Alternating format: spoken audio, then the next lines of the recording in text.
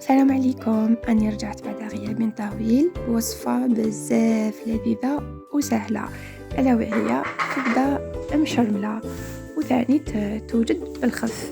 في فوالا كنت قطعت الكبدة، درتها دي بتي مورسو، درتها تقلى، درت شوية زيت شوية زبدة، درتها تقلى فيهم، بعد درت عليهم الزيت، فلفل أحمر، فلفل أسود، ملح، شوية نتاع الكمية، خليتها تقلى لمدة قصيرة، حطيتها de côté. بديت نوجد في لاصوص تاعي، درت الثوم، درت فلفل أسود، زدت لهم فلفل أحمر، ودرتهم في لاصوص نتاع الكبدة، زدت لهم طوماطيش مو صبارة، درت هكاك مغرف كبيرة وخليتها تقلى في راحتها. فوالا عيني كي تبان شاهي ما شاء الله.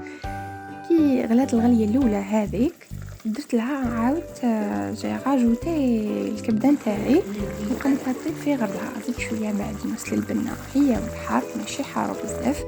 فوالا التقديم كنت قدمتها مع دي ليغوم سوتي افيك جوري. بصحتكم وسلام.